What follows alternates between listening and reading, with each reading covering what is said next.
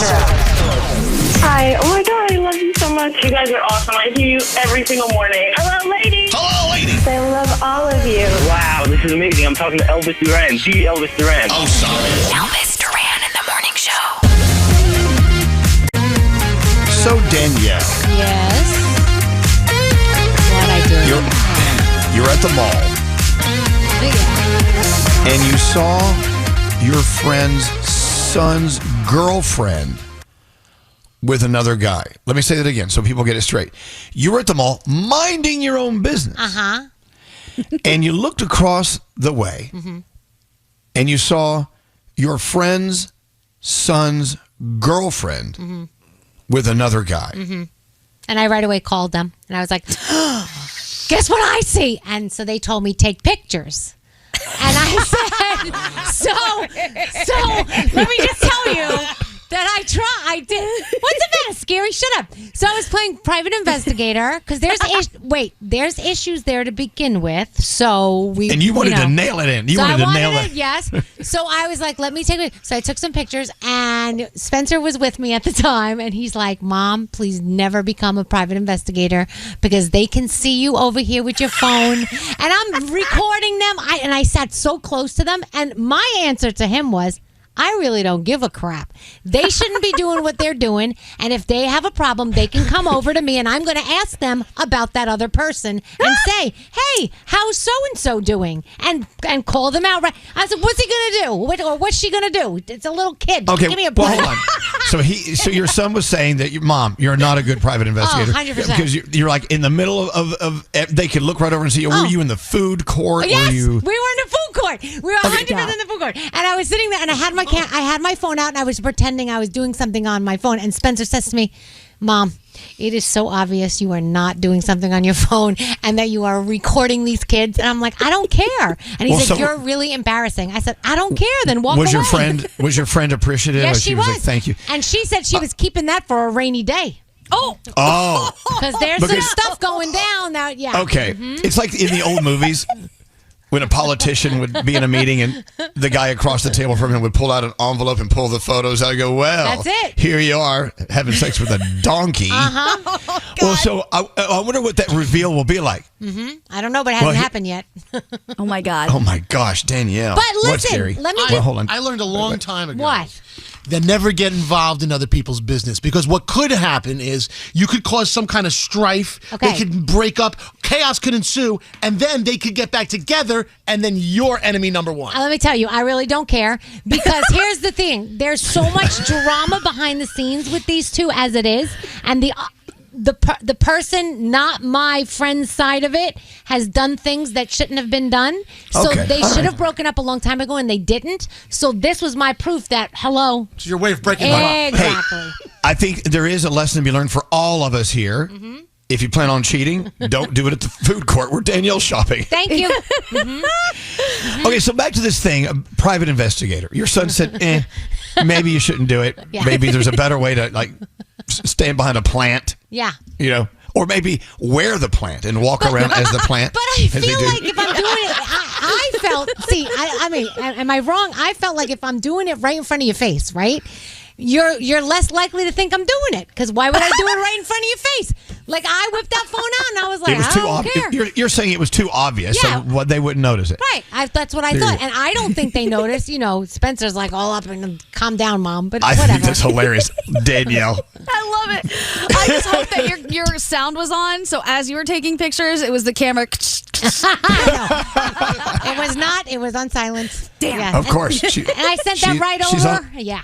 She's on an assignment. She had to turn off her camera sound. It's going to be used at a later date. It's funny you brought this up because Samantha has a friend. Is your friend a PI, a private investigator? Her boyfriend is. So my friend was, the one training. Okay, so how do you train to become a private investigator? Maybe Danielle, you should train with her friend's boyfriend or husband. I got this. Come on. Her boyfriend. So her boyfriend. She volunteered to help her boyfriend out. She knew she was going to be followed for an entire day. She didn't know who or whatever, so she went about a really normal schedule, just knowing someone was going to watch. That person had to take like X amount of photo and video and notes or whatever, and then she had to report back anything like suspicious or noticeable Oh, wow. I could do this. Hire me. I don't know if you could. I know, but here's the thing. Shut up, So Sam. she was supposed to be the target, Yeah. quote unquote, and then her boyfriend is training a guy who's supposed to follow her. Exactly. So, but tell him the funny thing that happened. She texted me 2 hours later. She goes, I spotted him. I said, how? She goes, I'm in Marshall's. And I looked up and there was one person without a shopping cart kind of watching me. So then she started watching him back and she wanted taking a photo. And in her notes, it says, must have shopping cart in Marshall's. That is his note for There PI you go. training. So Danielle, Yeah. let's say you're at a Marshall. No, let's say you were walking past a Marshall's Yeah. and you see your friend's son's girlfriend walk into Marshall's with another guy. Yeah. Just like you saw at the food court. Yeah, yeah. Would you go into Marshall's and try to get a picture in there? Yeah. Would you remember to get a cart and look like you're shopping? Probably not. But now that I've been told, I'll definitely get that cart next time. And you have to put stuff in the cart. And Of course, yeah. I gotta make it if look it's good. if it's you can put any item in there because you could be shopping for your family, whatever. Right. If it's a guy, it's, if you start putting sports bras in there, we're kind of wondering, like, what are you doing? Right. Yeah. I love that. Training to be a PI. That's How fun. so cool, Yeah. though. I love She it. got a whole bunch of photos of herself later on in the day. She's like, it was creepy, even though I knew it was happening. Yeah, wow. Danielle. We have a PI in the building. We I don't know if you guys Oh, knew Chris. that. Yes. Yeah, Chris. Yeah. Oh, yeah, Chris. Yeah, he has all kinds of fascinating stories. Didn't you talked to him on your podcast? Oh, yeah. I had him on the podcast because I wanted to know. He's been doing this for a long time, and now he has a company that they just go out and investigate a ton of stuff. And I just wanted to know what are some of the craziest situations he's been in, and has he gotten caught doing it? Do you remember any great stories?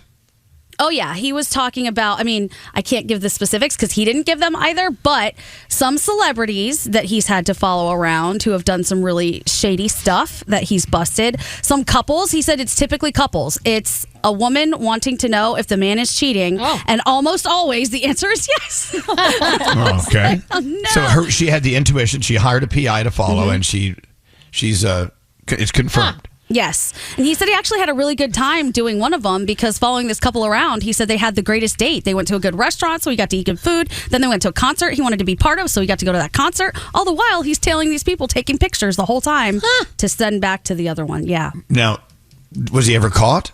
He said he's never been caught. So, word of advice. If you're at the mall in the food court and you see Danielle taking your photo from across the room, you're obviously doing something wrong. Yeah. They didn't know it was me. The person does not know me. So they had no idea that it was, I guess I could be recognized since what I do for a living, but I'm just saying, I don't think that particular person knew me. Maybe they knew Spencer. But he just gets embarrassed by me all the time. It's a busy mall food court. They're not going to It was look around packed. for you. It was absolutely packed, and okay. Alexis, your son made fun of you. Mom. Totally. Yeah. Yeah, Gandhi. Danielle, if it had come the other direction, so if your friend was at the mall and she saw, let's say Spencer has a girlfriend, and his girlfriend was someone else, and she sent you the video, would you save it for a rainy day, or would you immediately be like, Spencer, look at this? I would do research first and make sure that what was going on there, and then I would do it. Because at first I wasn't sure. I was like, okay, well, wait a minute. Are these people just friends, or is it something else? Because it was a guy, girl. So I was like, look like a date. And certain individuals were really hot. So I was like, I was like, this does not look good. And then they got a little close, and I'm like, yeah, this is not good. So it was what I thought it was. So yeah, Danielle. if they would, I don't know. Did you feel that Danielle feeling of satisfaction I after did, you got it? 100%. Because believe me, you need to know the backstory to know that. At this point, you're like, okay, this is the icing on the cake, and this is all the person needs to know. That's what it came down to, because there's a lot that has gone down. But still, okay, all right. I like that you're like, they're hot. It's going down for sure. If they were ugly, wouldn't have Yeah. followed them, but they're hot. Yeah, ugly people wouldn't matter, Shut up, Gandhi. but they're hot. Want to see what we actually look like? Look like a fairy princess that resides over the pits of hell. Follow us on Instagram at Elvis Duran Show. How many followers? Elvis Duran in the Morning Show.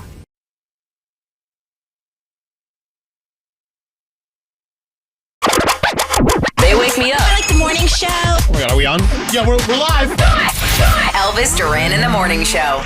And we get into the day. It's Thursday. That means, I'm assuming Froggy's doing horoscopes with you, producer Sam? Exactly. I can't get anything by you guys. Yep.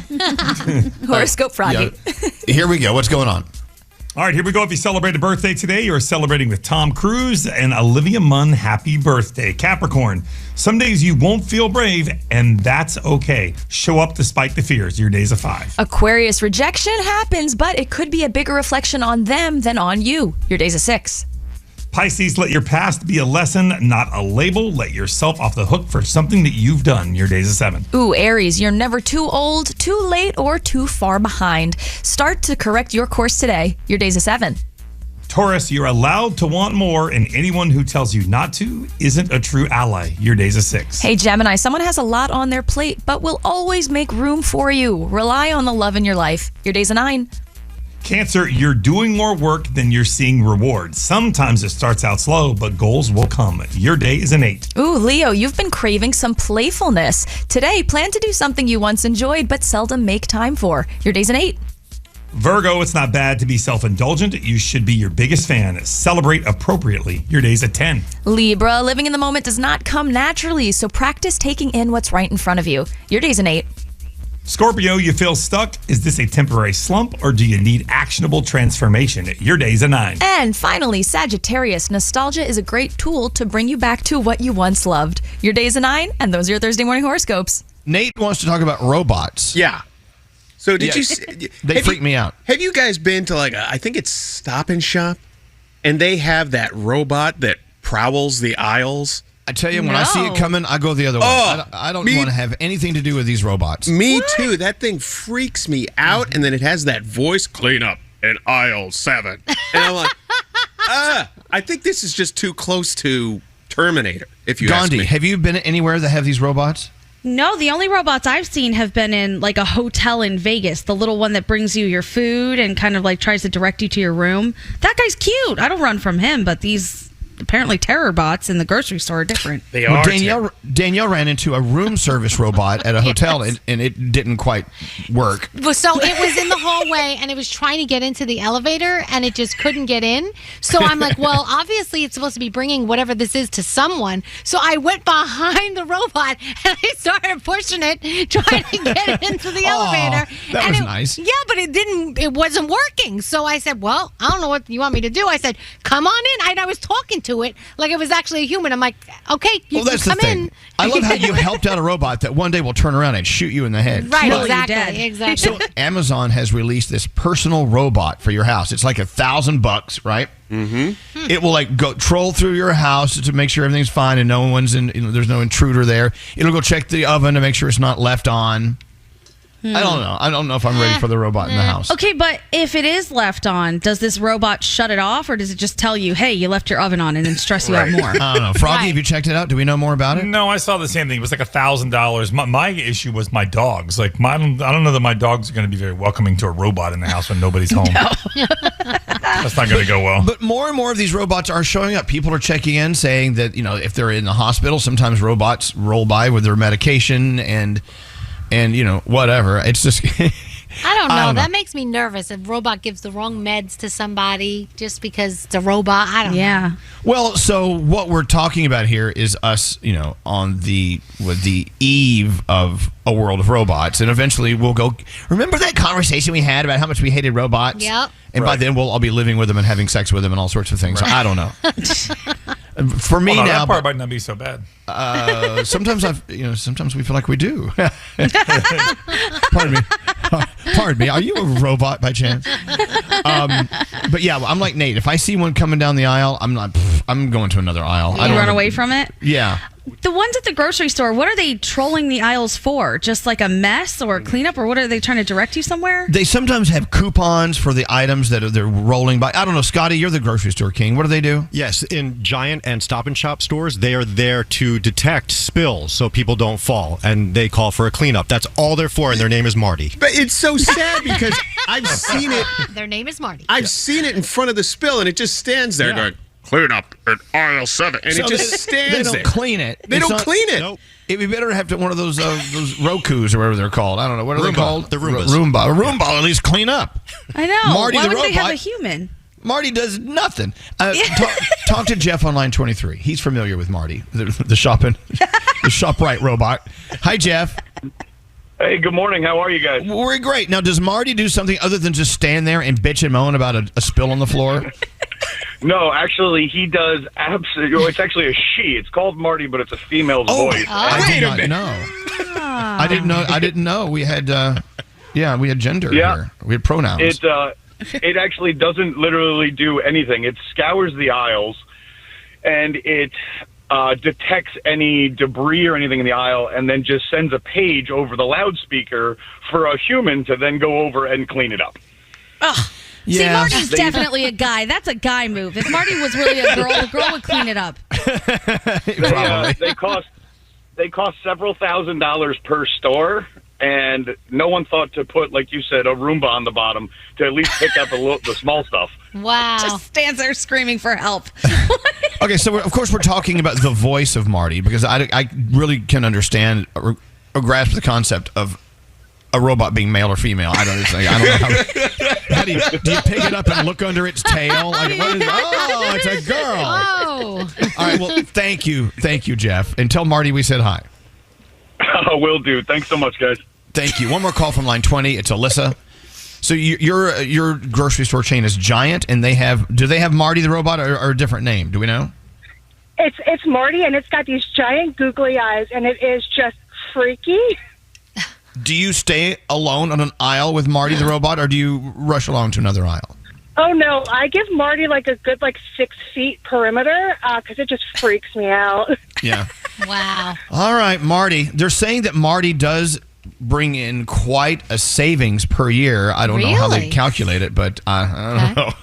I don't know if it's worth it, though, with how freaky it is. You know? Yeah, exactly. That's what I'm thinking. I mean, is it worth the people like you and me who don't want to go there because Marty's trolling up and down the aisles?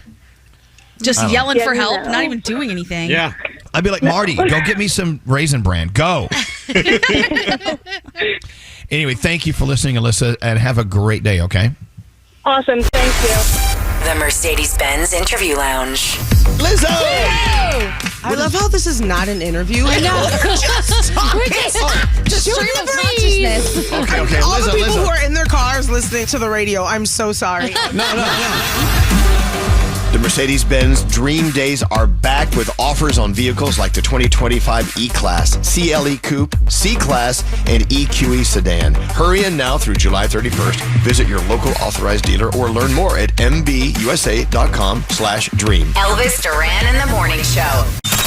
Elvis Duran in the Morning Show. Hey, so Allie Gold had a very interesting... Well, we had a great conversation in the other room. Yes. You want to bring it up? So I had a question for my friends that are in long-term relationships, because every time I've said my last relationship was great sex, they said, well, you don't marry the best sex you've ever had. Oh. Well, that's depressing. And it made me think, and I was like, wait, and then so I asked my friends in long-term relationships, like, is the sex great? And they're like, well, it's definitely not the best I've ever had. No. I think it also depends on how many partners you've had, too. If you hadn't had too many, you don't have much to compare it to. Could be. Yeah. I mean, but if many partners or not, if it's great sex, if it Yeah. blows your mind, or if you end at the end of it, you're like, is there more? You know? Yeah. You pretty much know that. I don't know. And so it got me thinking as well. Like, what does sex mean to people? Mm-hmm. Sex means different things to different people. Yeah. You may have been raised in a household where sex was a dirty topic. You never brought it up.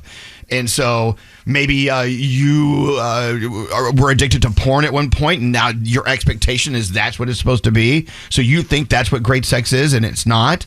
Or you connect with someone on a level, and sex is something that's wow, we really connected during sex. Well, you may think that, but the person you had sex with that you connected with didn't connect with you because they don't connect with people in sex, because sex with them is something that has nothing to do with love, which means has nothing to do with marriage. It kind of makes you wonder. Yeah, I was just very curious because to me, it's like if you're in a long-term partnership, doesn't the emotional outweigh and make sex really great for a marriage? But everyone I've talked to has said, well, yeah, you don't marry the best sex you've ever had. Do they say that when they're together? Both of them say that? No, only separate. I don't know. And I mean, we have millions of people listening, and we're going to have some texts from people saying, that is not right. I married someone, and he's definitely the best sex. I don't know. I think it's different for everyone. And I got to tell you, I've been watching the text messages. Majority of the people texting are saying that, no, the best sex they ever had, they didn't marry, and they would never marry them. Wow. Oh, wow. I mean, all the things from like they were abusive, toxic, great sex, but never marry them. But we have a couple other people on the line here, like Stephanie. Hi, Stephanie. Hi, Elvis. Good morning, everybody. Well, good morning, and welcome to the show. So what Allie Gold, our friend, said was, in their conversations with friends, you never, ever marry the best sex you ever had, or it rarely turns out that way. What are your thoughts about that? I would have to definitely agree. My craziest sexual relationship was also the most turbulent, chaotic, and stressful relationship I have ever been in. And full disclosure, I'm in a great relationship now, and the sex is wonderful, but, it's much more stable and not crazy, that's for sure. Well, also, I even though you had crazy, like, wild sex with that person who gave you the worst relationship ever, well, I would say that even though the relationship is great now, doesn't that help make the sex feel a little better? Because there's no, like, that after you're done with the sex, there's no price to pay. You know what I'm saying? Oh, absolutely. I mean, it is just very, loving and respectful, and there's no, how do I want to call it? Like, there's no consequences to it after the fact. Like, you are just having sex because you love each other and you want each other, not because you're feeling pressured into it. Okay. Okay. You walked very, very lightly down that hallway, and you did very well. I get it. Anyone else wanted to chime in? I feel like there's a weird part of your brain that kind of associates it with reward. So when you're in a really toxic relationship and you have these constant struggles and battles, that moment that you're having sex with them, everything's okay. And you feel like, oh, this is a good thing right now. This is good. And that's why it might feel so much better than when you're in a stable relationship and you don't feel the giant swings. Maybe it's not actually better. Good sex. Yeah. What's that all about? Stop. Oh, that's nice. Stop it. All right. Well, thank you, Stephanie. Thanks for opening up. And have a beautiful day today, okay? Absolutely. You guys, too. All right, Stephanie. Thank you so much. Hello, Amanda. Hi. Amanda says, I absolutely married the best sex I've ever had and never want to have sex with anyone else ever again. Nice. Isn't that nice to be able to say that and let yourself off the hook knowing you never have to worry about finding sex or another relationship ever again? Yeah, I mean, first of all, let me just say that I've been listening to you guys since I was like 10 years old, and I listen to you every morning. I've moved around the country, and I listen to you guys everywhere. I love you guys, and this is crazy that I'm on the radio. Well, isn't it kind of weird? Listening as a 10-year-old girl, now you're talking about sex with us. Yeah. I don't know. Yeah. How's that going for you? All right, well, go ahead. So you're in a relationship now that you know is the best sex you've ever had, and you have found it. You don't have to worry about it ever again. Absolutely. I mean, my husband and I went on 3 dates, and then we basically moved in with each other. The weekend the world shut down, and we got married after 8 months and had our son 9 months later. And our sex life is great. We have sex almost every day, every 2 days. If we go 3 days without having sex, that's like a long time. Wow. Good. Okay. Yeah. I mean, it's like I'm looking around the room and people have faces on like, ooh, wow, okay, really?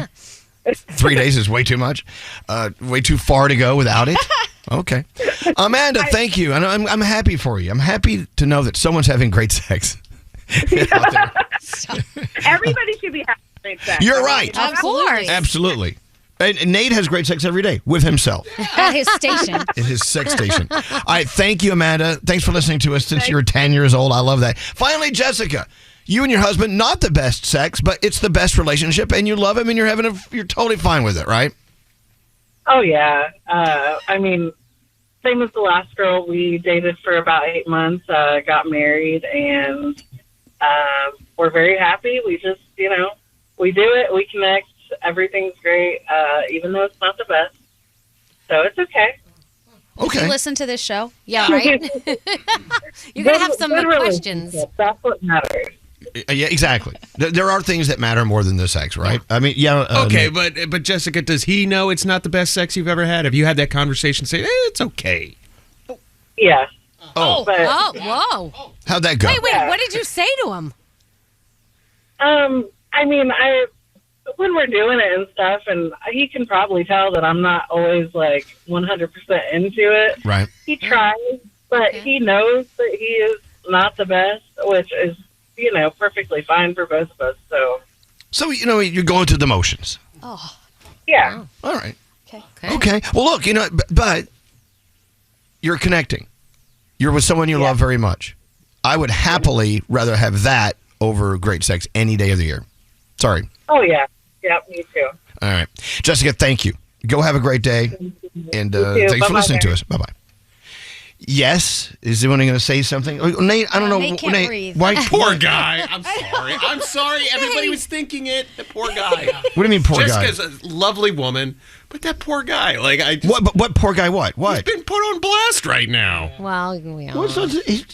Well, no, but it depends on how important the best sex in the world is to you. It might not be important. Okay. I wouldn't want to know it. Well, Lie to me. And also, you don't want everyone now who listens to this show to know it, who knows her voice. I know, you know but what I mean? I'm very grateful we had a caller on. I am too. Okay, thank you. I felt bad just because someone said, have you told him? And she said, well, he could tell. I'm not really that into it. All right, what's in scary? the moment. I'm not speaking for all guys, but speaking for this guy, is it safe to say, I've never really had bad sex. I mean, there's been a couple of flops along the way, but all sex is great sex for me. So I'd like to ask the ones you've been with. And that's but great sex to you versus great sex to anyone else. I mean, it means different things. So who can answer that? I feel like women feel a lot of times that, and not to woman-splain. Here we go. Tell me. Women have a lot more critiquing because guys are horrible at the deed, and sometimes, I feel like as a guy, Speaking for yourself. As a guy on this end, on the receiving end of it, on this side. All right, thank you. I don't know where we're going with this person. Moving on. Thank you, Scary. Wow. He's still talking. I think I know what he's saying. What is he saying? Translation, please. I think he was trying to say for men, sex is like pizza, where even if it's bad, it's still good. Whereas for women, no, it can be terrible. I've had some really awful pizza. Okay, there you go. So it's not all good. He's straight-splaining, gay-splaining? What is that? I don't know what's explaining. I don't know. Elvis Duran and the Morning Show. Elvis Duran and the Morning Show. All right, let's say you're getting ready for work or whatever you're doing. You take your shower, you get ready, you brush your teeth, you do your hair, whatever. How do you decide what you're wearing? Oh. Have you thought about it? I mean, there is a method we were talking about. It's on TikTok. It's called the sandwich method. Have you heard of this? No. You choose your shoes and your shirt or your top at the same time. And then whatever's in between, the pants or skirt, whatever, that's like the middle of the sandwich, the meat of your sandwich. Yeah. So it's like your top and your shoes and then whatever's in between. I don't know. I did do that last night, I must admit. Well, okay, so what'd you do? What kind of sandwich method did you explore? Night, I knew that we don't have any guests, so I really didn't give, two you-know-whats about what I look like. So you look great. Yeah, well, so I took a black T-shirt, because that goes with everything. And I said, I have this peach-looking like a zippy. And then I have these sneakers that match. I'll take them off. They have the colors in them. Yellow and peach. So look at that. That matches my little zippy. So that I did that last night. So what's in the middle of your sandwich? What are your pants or jeans? Blue jeans, yeah. Exactly. Because they're neutral. They go with everything, they go with everything. That's how you chose to staple. Get ready. What about you, Scary? What made you decide to wear that today? Well, I do process of elimination. Do we have guests in the studio? If the answer is yes, I go to my button-down section because I have to wear a button-down or at least a polo. Okay, so if guests are coming in, you need buttons on your blouse. If not, if there's no guests and I don't have to impress anybody, I go to the old ragged T-shirt drawer and I just throw on any old T-shirt, and then I match the pants to go with the T-shirt. And by the way, my sneakers and shoes get no consideration, so I don't even know what the hell's going on. That's all random. So wait, hold on. Your shoes don't match anything? You just don't care? I feel like the shoes, it doesn't count. So your shoes don't have to match because nobody ever sees below my... Oh, no, they have to match. Well, of course they do. People shoes judge people by their... Right. Yeah. That's really the first thing people look at sometimes. What's going on Okay, there? then I'm in trouble because I just throw on any old shoes, whatever I feel like. Oh, if Okay. I have to stand, I wear sneakers. If I sit, I wear my uncomfortable shoes. Like right now, What I'm about sitting. Okay, what about you, producer Sam? Because you always look so great. You dress up every day. How do you choose what you're wearing? Usually it starts with one piece or it starts with my hair. It's one of those two What? things. Yeah, if I'm wearing my hair, like if I want to wear it slicked back or if I want to wear little buns or I want to wear it big and curly, that affects the outfit because it changes like the shape and the look of my face and the vibe. So if it could start with the hair. Sometimes it starts with the shoes, but usually it's just one thing. Today I think Right. I'm wearing the ass of the bread. Like I just didn't care about the shoes. Ass of the bread. Yeah. So what you're saying is you find one thing that you kind of like and then you build around it. for the Exactly. day. Whatever it is, one focus and then everything else follows. And Nate, what made you choose this ensemble? It didn't smell. That's kind of all right. It didn't Why have do I any have to oniony sit odor. next to you all the time? You should be It didn't happy. smell. I chose it because it didn't smell. Right. And Froggy, what about you? What makes you choose what you wear? I don't have any idea. Something I haven't worn recently. Because I don't know about you, but you have a closet full of clothes, and I end up wearing the same, 10, 12 things over and over again. Mm-hmm. And so I try to pick something I haven't worn recently, but then I'm like, you know what? I think I did just wear that. Actually, I don't know. Plus, I lay my clothes out the night before because we get up so early. I don't You want to do? disturb anybody in the house. Yeah, I put my clothes out the night before. A lot of people do that, and I've never really understood that because if I put something out the night before, I wake up the next morning not in the mood for it. I'm like, nah, Oh, but I was in the mood oh, last I- night, but not now. I put out two options. Like normally, What? if it's like I have to try a little harder option, and then I don't have to try so much option, depending on how you're feeling Right. in the morning. Yeah. Well, okay, so I went in the morning. I choose the black T-shirt I'm going to wear, and then I build around it. How do you choose which black T-shirt? Because you have so many. Well, you know what? There is a system. I do. I think I have close to 100 black T-shirts. Isn't that what Simon from American Idol does? Doesn't he have all the black T-shirts? I think he used to. I don't know if he still does. I don't know. But no, there are some. If I know that if I'm going to work out later, I usually work out in the same shirt, so I'll wear a baggier black T-shirt, and then I'll come home, or if I'm done with my workout, that goes in the hamper. I don't wear it anymore unless I'm just in the mood to be a slob all day, and whatever. Anyway, so think about that as you're getting ready today. How do you choose? We all have our own system, I guess. Yeah. I usually Mine's- go with the shoes first. The shoe, really? Yeah. If I like to, my shoes will make or break my day. If I have a nice pair of shoes on that's uncomfortable, I hate it. It makes me unhappy all day. So I try to pick out a comfy pair of sneakers that I really like and then work an outfit around it for the There most you part. go. See, we all have a system. Yeah. A couple of texters. I put 6 outfits out each Sunday, says this texter. Every Sunday. For the week. The week is done. Wow. And another one says, I teach on Sundays, so I iron and make 5 outfits according to the weather. It's like people who choose what they're going to eat for the week and they go to the store and buy a week's worth of. I can't do that. I'd rather waste time and go to the store every day because I don't know. I can't pork chops Thursday. I can't think ahead that far. Anyway, pork chops Thursday. Choose carefully today and make yourself feel good about yourself. I mean, by what you decide to wear. Me, I wore one of my favorite black shirts to make me feel good today. Excellent. The Brooklyn Boys Podcast. I want to read this next one because he gave us 2 stars out of 5. How's your corned beef? That's real good. Take another bite. Okay, well, what is his review of our podcast? Abe77. Yeah. Abe says, stop eating during the podcast, dummies. Listen to the Brooklyn Boys Podcast on the iHeartRadio app, Apple Podcasts, or wherever you get your podcasts. Elvis Duran and the Morning Show. This broadcast is sponsored by PayPal. 4th of July week, a busy week, not only having fun with friends, but also spending a lot of money because we're partying. You got to pay for it with PayPal. PayPal, our partners, we love working with PayPal. It's more than just a payment. You choose to pay now. You could pay in full or monthly at millions of online stores. PayPal did a great job going out there and vetting some of the best stores, and they know where we're shopping for 4th of July week. And you need the flexibility to do what you want. If you choose to pay in full, you can split everyday purchases into 4 smaller payments. No interest, no fees. So what are you going to buy for 4th of July week? What are we doing? What are we spending our money on through PayPal?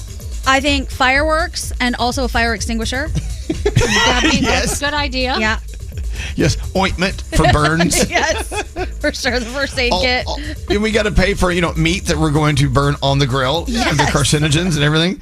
But you know what? You're out doing a lot of shopping because it's a festive week of the year, and PayPal is your shopping pal. I love it. They can use that line if they want. PayPal is your shopping pal.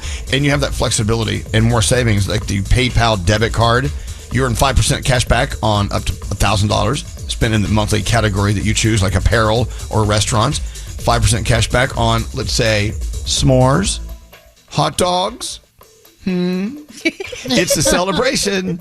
Celebrate with PayPal. They won't let you down. You can even get more cash back and deals in the PayPal app. So, PayPal.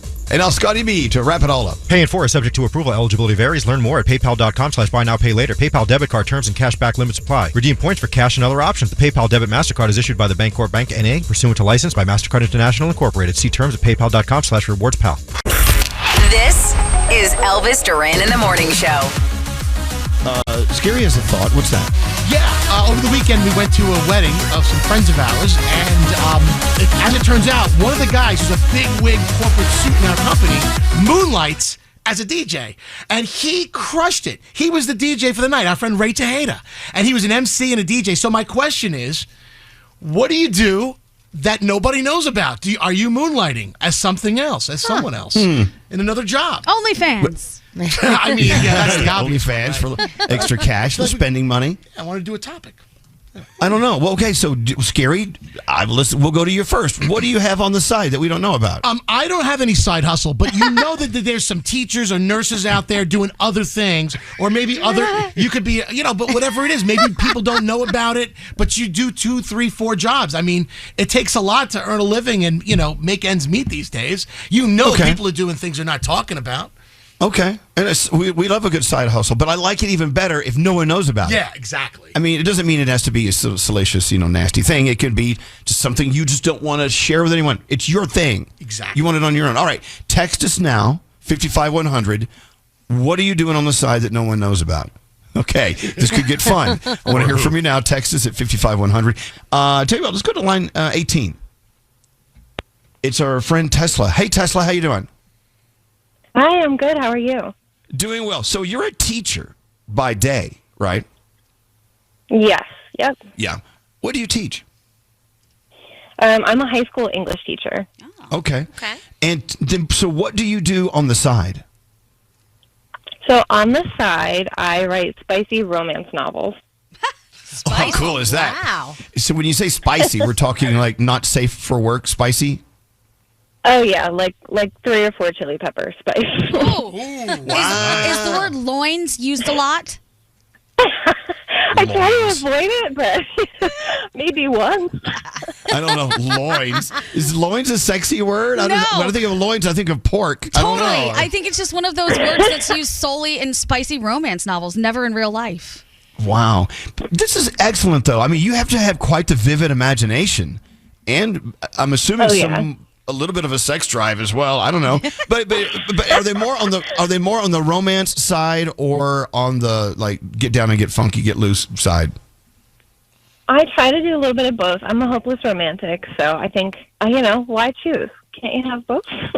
A friend of mine was reading one of those on a plane once, and I said, "What are you reading?" She said, "Look at this." I started reading, and I was like, I got embarrassed. I'm like, "Oh my god, that sounds hot." Sometimes it's good, but sometimes it's too much if it's like every other page. I'm like, where's the storyline here, guys? Come on. Yeah, there's got to be plot. Right. Well, so does it pay well? I mean, is it very lucrative for you? I mean, I wish it was a little more lucrative, but it's awesome. Every couple months I get to see how much I sold, and it can go anywhere from a couple thousand copies, a couple hundred copies. It really depends on, how the quarter goes. Wow. Oh, that's so hot. Okay. All right. Now, do your family and friends know that you do this, or is it just do you just keep it to yourself kind of thing? Almost nobody knows. I told my mom, but she told me she wished she didn't know, so. Okay. Thanks, Mom. Do you have a pen name? Mom. Yeah.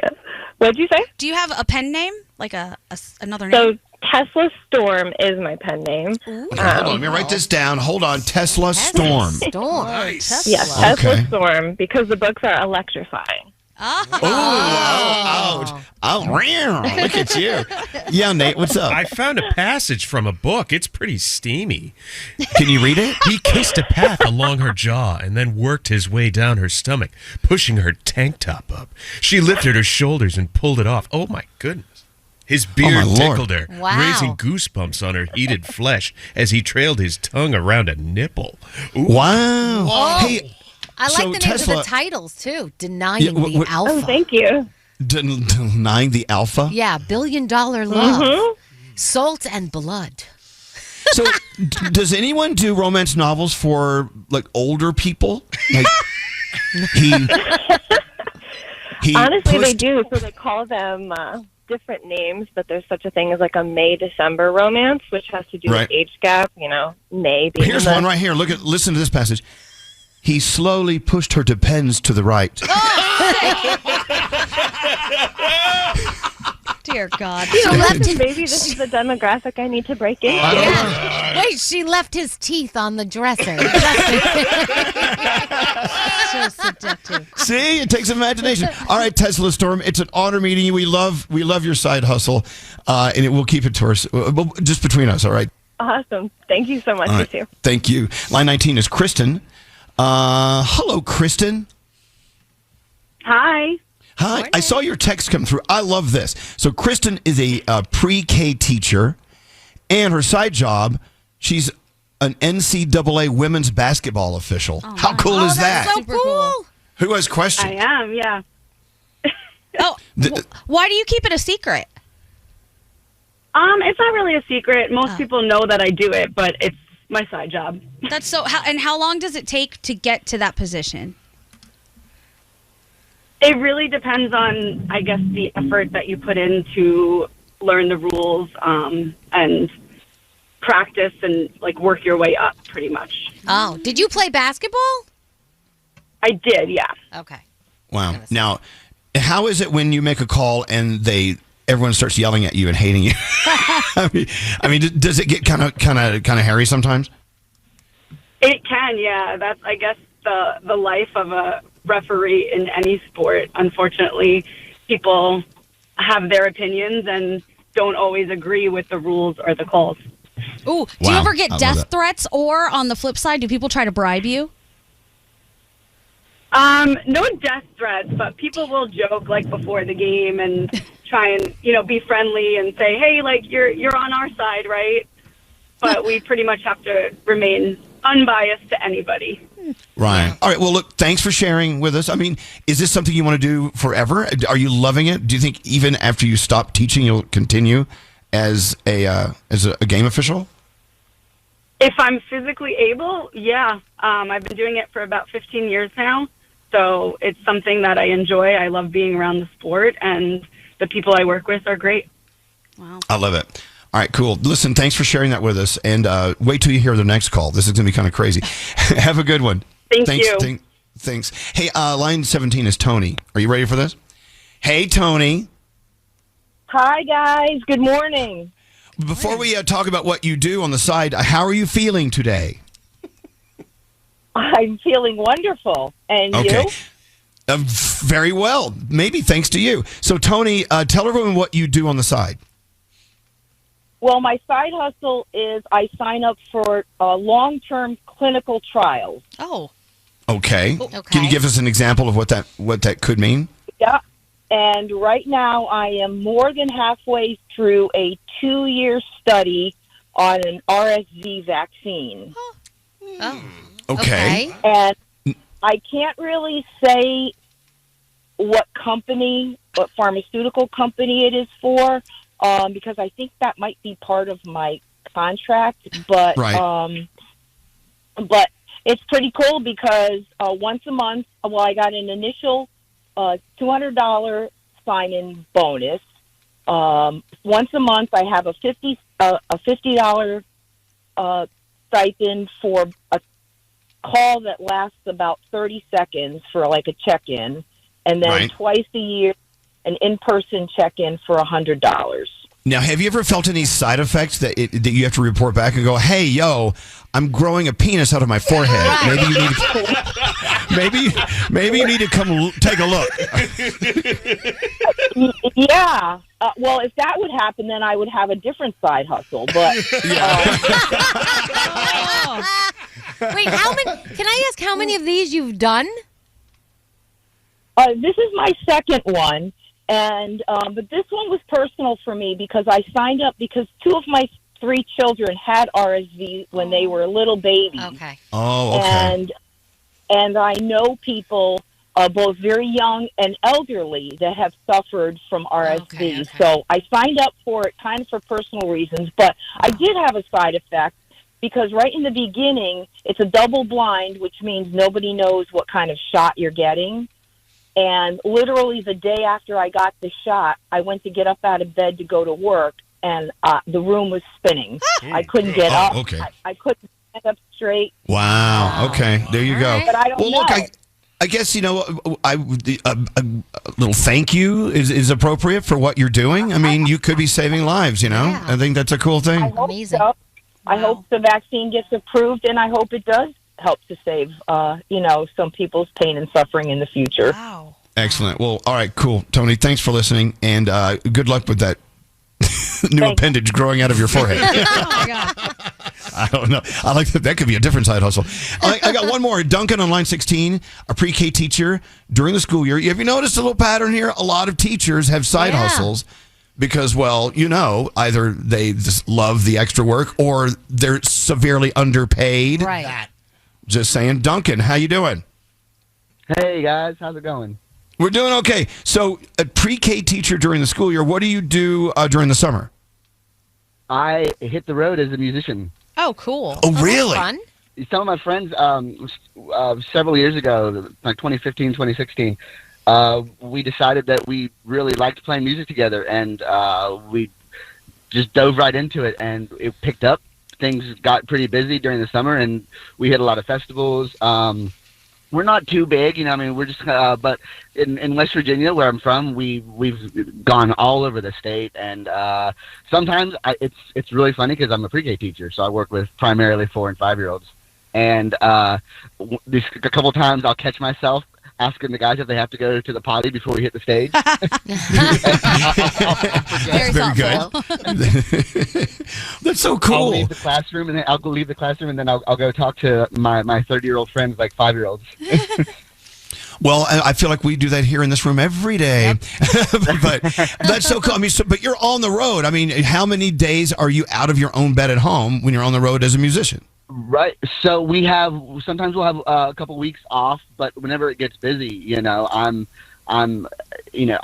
sleeping on a van for like 3 nights out of the week, and then I'm back home for a couple nights, and then we'll go back on the road again the week later, and I'll be in a city in an Airbnb for a couple nights, and it's crazy, but it's completely different than what I do as my day job. Well, completely different, but I mean, so I guess you get a taste of what it's like when our favorite artists are on the road. I mean, they don't go home for months sometimes. Yes, and I understand. This could be weird. I get it. That's got to be a rough life. Well, look, thanks for listening to us. What kind of music do you guys play, Duncan? So it's strange. It's kind of hard to put into. We're an instrumental band, so we have no vocals, believe it or not. Wow. Yeah. So we just focus primarily and only on the sound that we're making, with our instruments, which is completely different from the norm. But we do a lot of funky rock, jazz. It's a whole bunch of different genres, but we like to get your booty moving. All right, we like it when our booty's moving. All right, thank you, Duncan, and thanks for sharing with us, and thanks for being a teacher. We love our teachers, and thanks. We love it when the teachers are calling. We love to support you. So, if Duncan's on the road coming to your town soon, make sure you put some money in the jar. Seriously, absolutely. Can you imagine going on tour? What kind of life is that? Chaotic, I would assume. Yeah. Really I don't fun. know. I don't know. I guess if you have a wife or a husband or a boyfriend or girlfriend at home, that could be awesome to get away from them. Yeah, or kids. Yeah, just mommy's gonna be back in 3 months, kids. Here's some cereal for dinner. You're gonna be fine. I think a lot of people do that. They're like, Dad's in charge for the next 3 months. I'll see you later. They head out. Yo. I'm going to play hooky. Goodbye. Elvis Duran and the Morning Show. Don't answer the phone. Elvis Duran. The Elvis Duran phone tap. All right, Garrett, what do you have today? Jalissa wants to play a phone tap on her dad, Sean. So Jalissa is currently attending summer school she's in high school, and she wants to play a phone tap on her dad. So I'm going to start the call from the school saying, hey, is your daughter coming to summer school anytime soon? There you go. A summer school phone tap. Summer school's going on right now. This is appropriate. Hello? Hi, yes. Is this Sean? Yeah, this is Sean. Hey, Sean, my name's Mike Miranda. I'm the principal over at High School. Yeah. I was just wondering if Jalissa is going to be attending. The summer period is not that long. It's only a couple of weeks, and we have yet to see her. What do you mean? My daughter goes to school every day. She has been missing in action, so I don't know. Hold on for a second. Let me see if she's getting out. I work late. I just got in. Hold on. Sure, no problem. Jalissa, are you here? Oh my God, she's not here. She has to be in school. Well, no, I just checked her classes. She's not there, and we had people check maybe she was in the bathrooms, but she's not. Let me call her. Hold on. You mean? All right, I just hung up on him. We're gonna call him back, and this one is all you. Got you. Okay, I got you. Mm-hmm. Hello? Hello? Where you at, Jalissa? I'm in summer school. You're not in summer school. Yes, principal says you haven't been there in a week. What do you mean you're in summer school? Where are you at, Jalissa? They just pulled me out of biology. I'm in summer school, Dad. Who's they? What's the teacher's name in biology? Miss Jackson. Miss Jackson is your biology teacher. But you hold on one second. Yeah. Let me bring your principal in on this phone call for a second. Let me find out if Miss Jackson is your biology teacher, because I've just been told by the principal that you haven't been to school. What are you talking about, Dad? I'm at school. You are not in school, Jalissa. You're not in school. Can you just... No, that one right there. No. What? Excuse me? Who the hell is that? Is that a teacher? Yeah. Put the teacher on the phone. Put the teacher on the phone, Jalissa. If it's a teacher, put her on the phone. Come on, Dad. Now she just walked away. She has to help other students. Put your teacher on the phone. Whoa, Dad. Whoa, you nothing. need to calm down. Where is your little ass at? I'm sick and tired of this. You're getting ready. You're acting just like Debbie, and I'm telling you. Can I see that in one size smaller? What? There, girl. Whoa, Dad. Who's that you telling? Can you see it in one size smaller? What are you talking? You in a store? You know what? I'm about to whip your ass when I see you. I was going to go eventually and later. Eventually where? You're telling me your ass is out shopping? I'm not going for that, Jalissa. I'm not going for it. I'm not going to have these people calling me. I work all night long. And I got to get a call early in the morning about your ass ain't been to school in a week. I hope losing weight gets you real far in life, Jalissa. What more are you in? You need to calm down. I swear to God, when I really isn't a good time. Okay, wait, he's starting to really get mad. You still shopping? I'm going to put you in some military school or something. I'm tired of this, man. You got to calm down. You sound like you're about to bust a vein in your head. Bust a vein? I bust that vein years ago when they started this bullshit in junior high school. Bust a vein. I'm going to bust some ass when I see you. Excuse me, Daddy? Excuse me, Daddy? Who the hell is this? Who are you? My name's Garrett from Elvis Duran and the Morning Show, and you just got phone tapped. What? You just got phone tapped by your daughter. I know this is not no fault. Jalissa, I know you don't have these people calling me this point. The Elvis Duran phone tap. This phone tap was pre-recorded with permission granted by all participants. The Elvis Duran phone tap, only on Elvis Duran and the Morning Show. If someone asks you out on a date, you're like, oh, yes, score, I'm going out with them. Yeah. Well, we're going to an hibachi restaurant.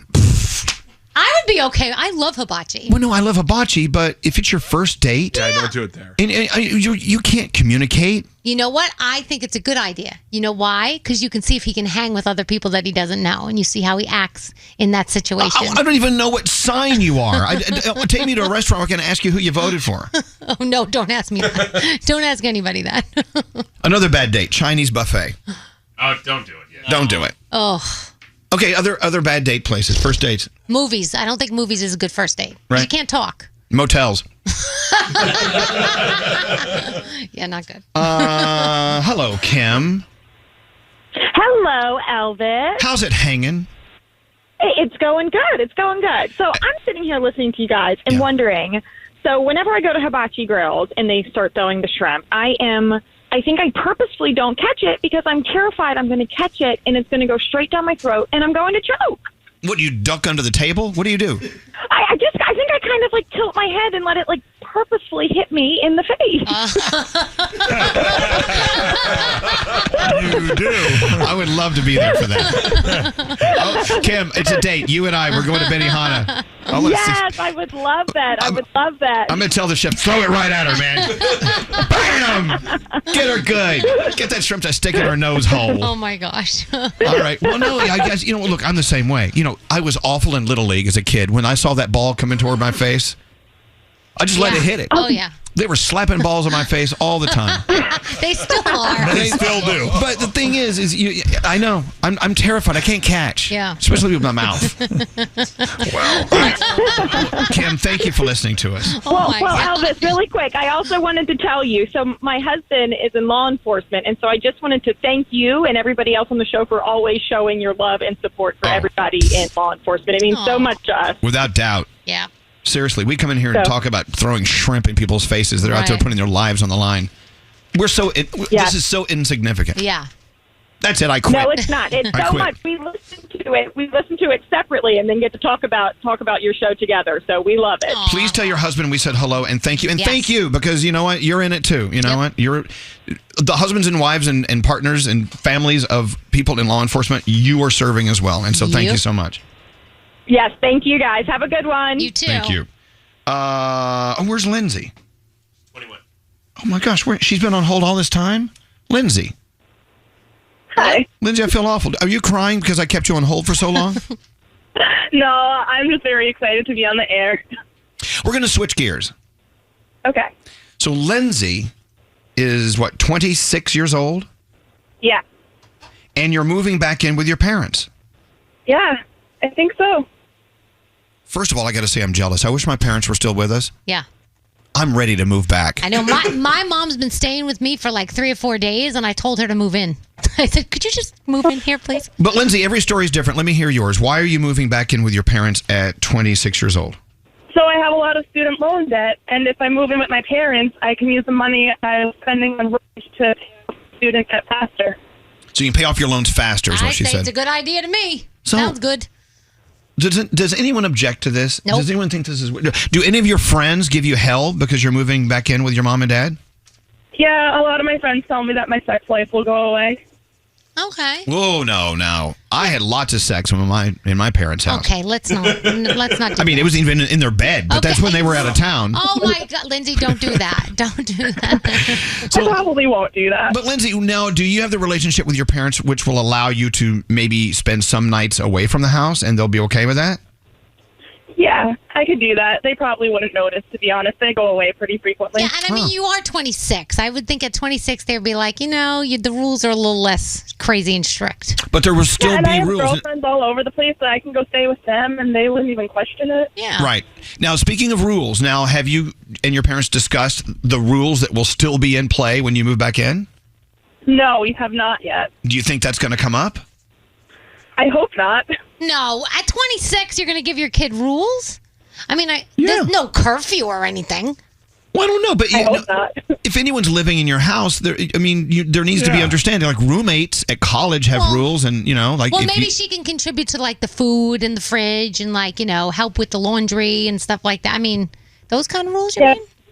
Do some chores. Yeah, like what's expected of you while you're there. Okay. Exactly. Like you got to rub daddy's feet. No. No, I'm kidding. So, I was reading an article the other day online about this very topic, about people around your age range who are moving back in with their parents. It's not unusual at all. And sometimes the parents actually love it. Yeah. They love having their kids close. Of course. Have you heard from your parents about whether they're excited about you coming back or what? Yeah, my dad's been begging me to do it for a few months. Yeah, I mean, it makes sense. He wants me to. If you can save up and they're going to let you do it, you might as well. Why not? Good point. So don't feel like you're doing something icky or unusual, first of all. And secondly, hey, you're doing it. Take advantage of it. Now, how long do you think you'll be there? Probably a year or two. All right. Okay. Do it. Save up that money. And just remember to help and contribute. That's all. Yeah, Scary lived at home until he was 26 years old. Yeah, I did it backwards. I never moved out, and everybody at 19, 20, 21 were like, why don't you get your own place? And I'm like, I'm saving. And yeah, and finally 26, I left the nest. He went out and bought that shiny BMW. I moved out when I was 18, and now it feels weird to move back. I know, it's got to feel weird. I think you'll get used to it. And you know what? It's not permanent. No. So keep in mind, Lindsay, if you get in there and it's not working out, you can find a way to move back out. You'll find a way. But you're going to be good. Don't worry about it. You guys made me feel so much better about this, so thank you. You're going to be great. Yeah, we she'll love be you. fine. Stay in touch. If you need something, let us know. Okay, thank you. All right, thank you. Yeah, moving back in. If I could, I would. Yep. I would. I miss my mom and dad. I tell you, I wouldn't have moved out as early as I did, but I did because of the hours we kept and how far they had moved, because they moved from the Bronx to upstate. Plus, you wanted to live in sin with your boyfriend. I didn't live with him at first. I wasn't living in sin with him when I moved out. You're living in sin with other men. You don't even remember their names. I do not. Oh my gosh. Oh, hello, Chelsea. And that's okay. I'm envious. Good morning, guys. Hi, Chelsea. So you moved in with your parents after you got married and moved back with your parents. What was that like? So we actually got married last month, and we sold our house, and we moved back in with my mom last week. Now, was it a financial thing, or what was it? So we're looking for a new home, and the way things lined up, we needed to sell our house first. Yep. And that home actually ended up falling through. So now we're at my mom's. We don't have a new home yet, so we're not sure how long we're going to be there. But she's awesome. Everything is going okay. We just have 2 dogs, and she has a dog, so it's been kind of like a mini zoo. All right, so it's like a little circus going on. But the good news is you're all living together, but you all know that you're going to be leaving eventually. Yeah. Yes, there's an end in sight, but we feel lucky to have that opportunity for sure. All right. But I do think eventually I'm going to be like, oh man, I just want to go home. Okay, but wait. Were there rules put into place when you guys moved in? No. My mom's awesome. No. So- see, that's All right. go. All right, Chelsea. Yeah. Well, get out of that house. Move. Run for your life. Thanks for listening to us. I want to hear about the rules when you move back in. Well, can you imagine? Thou shalt not blank. Have sex in my bed. Yeah, well, there is that. That'd be number one. Hi, Dory. Hello. Hello, lady. So you were 45 and you moved back in with your parents. And they gave you all sorts of rules. Like, what kind of rules did they give you? You cannot fall asleep while the TV's on. I was threatened that if I did, because I got caught one time, and if I did, they were going to take the cable box. Oh my God. You're 45 years old and they're taking your TV privileges away from you. I got busted on the doggy cam because they were on a cruise and this thing goes yip, yip, yip, yip, yip, yip, yip, and they woke me up with the doggy cam. Now, wait. Now, why is it so bad that you fall asleep with the TV on? What's the deal there? It wastes electricity. Oh, my God. So many people fall asleep with the TV on. A lot of people can't sleep without the TV being on. Yeah, no, that's a no-no. But your mom and dad are they're from that generation where, waste not, want not, and I get that. Nothing wrong with that. But the fact that they're watching you on a doggy cam. Wait, doesn't the doggy cam use electricity? Let's unplug that bitch. Just think of all that electricity the doggy cam is using. So, Dory, how long do you plan on staying at your parents' place? Oh, no. I'm gone now. That was just for a short period of time. Yeah, but I love the rules. There's rules here. Wait. You cannot use yellow shampoo in the bathtub. Why can't you use yellow shampoo in your parents' bathtub? No, in my bathtub. It might stain it, I guess. I don't know. I never really... Wow, they got a lot Honey, I don't blame you. I would have run for my life. Damn. All right, well, thank you for listening, Dory. No problem. Thank you. Y'all have a awesome day. We will. Someone just sent a text. When they moved in with their parents, they had to get put back on the chore chart. Do you get a gold star if you do all your chores? And question, Danielle, when you move back in with your parents, do they make you back up to the wall and put a little pencil above your head to see how your growth is doing? How tall? You're shorter than you were in high school. You're going down. That's when it's time to move out. It is, yeah. Yes, another week. And here we go, into the day. Elvis Duran in the morning show. Elvis Duran in the morning show. Scary's question today for pet owners. What is that? Yeah, I don't own a pet, so you guys all do, and I've always wondered, do pets know what you're doing when you're having sex because they stand there and they stare? And or do you remove them from the bed if they jump on the bed? Do they want to get involved? I've seen all kinds of behaviors with pets. Involved. So do they know what's going on, first of all? And second of all, do you allow them to stay on the bed? Okay, you know, it's interesting you bring that up because I know pretty much for a fact they don't know what you're doing, but they see you doing something, and it's a physical thing. At the same time, I can't have a dog or a cat watching me do it. No. So, it's like, what are you doing? Go away. And put them out of the room, close the door. Yep. If the cats are on the bed, I'm like, oh, no.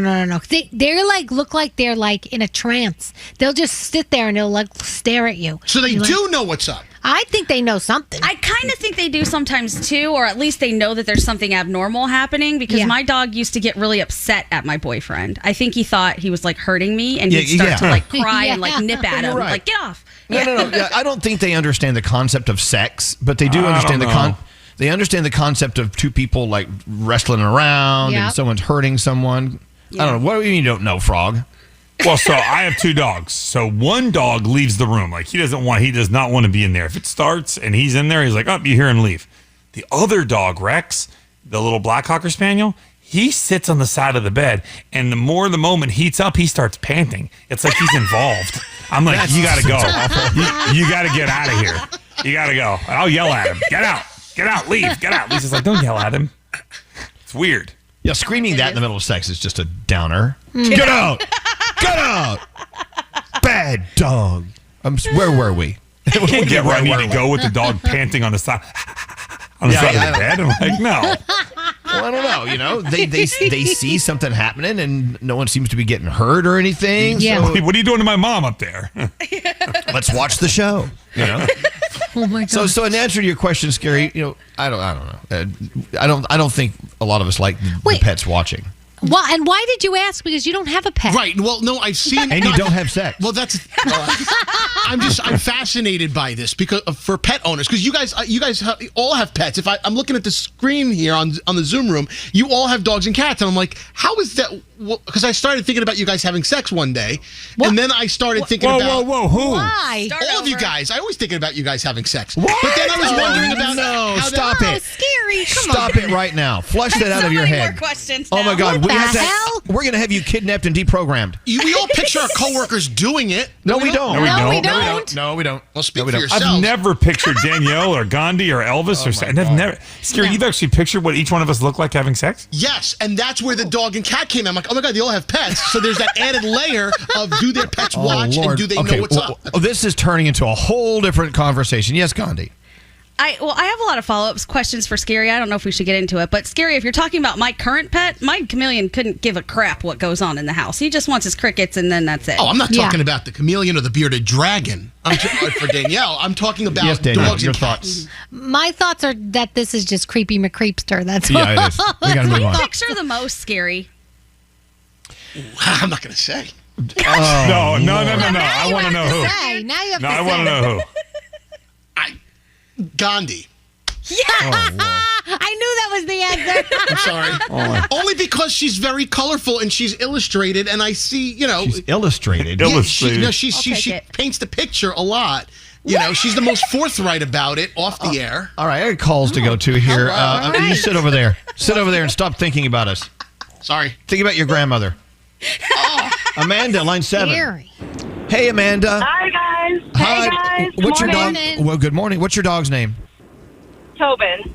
Tobin. So Tobin has to be there when you're having sex?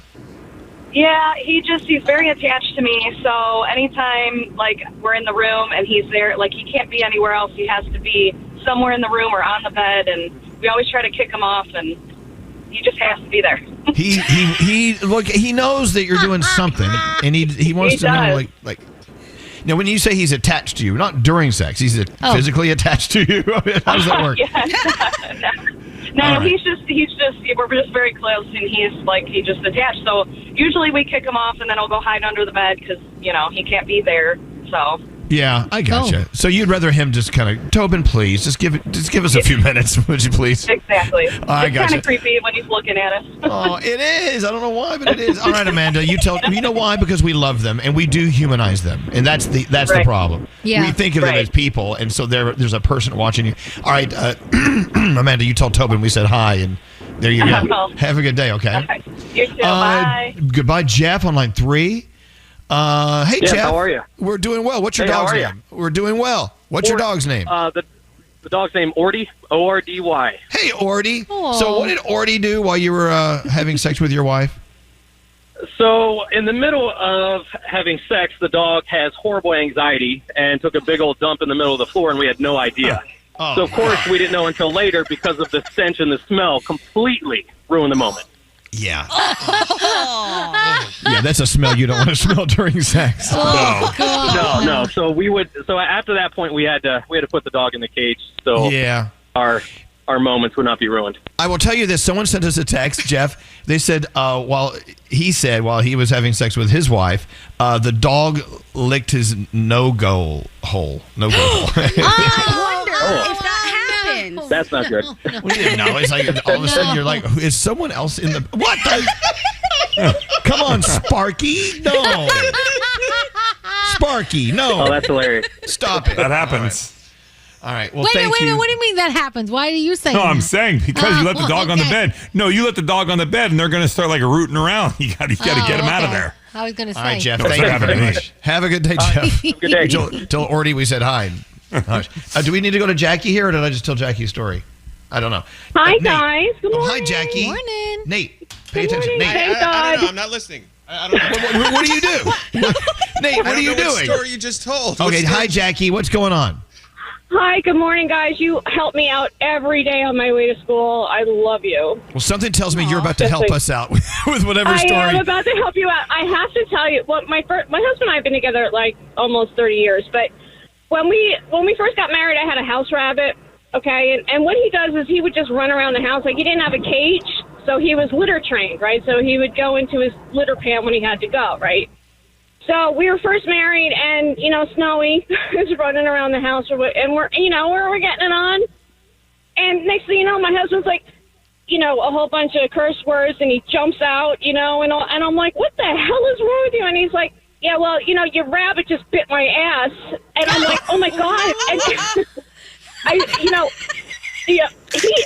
he started to bleed. It was terrible. Because rabbits have, no, I'm not kidding. Rabbits have like razor sharp teeth. So I guess I guess he thought that something, was not kosher with what was going on. Oh my God. And he totally jumped on the bed and bit his ass. And my husband jumped like 3 feet in the air. Ever since then, for the last 30 years, no matter what animal it is, no one's allowed in the bedroom. Everybody gets kicked out. What I find most interesting is you have a Jewish kosher rabbit. I think it's so strange. Something's not kosher. I don't know. He's kosher. But the best part, though, is like, my kids are really good because now they know that if all the animals are kicked out of the bedroom, don't come knocking. Yeah. All right. Well, what's the name of your rabbit? Oh, he was Snowy. He's passed on, but he was the best. Yeah. I know. I can't imagine. Like, where'd you get that scratch? Oh, Snowy bit my ass when I was having sex. And drew Snowy blood. the attack It wasn't rabbit. kosher. All right, Snowy, yes, the sex attack rabbit.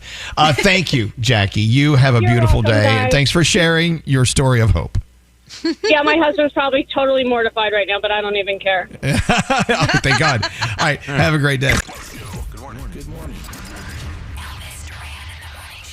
This is Elvis Duran and the Morning Show. All right, I'm going to bring up a delicate topic. Oh. Are you that friend? Hear me out.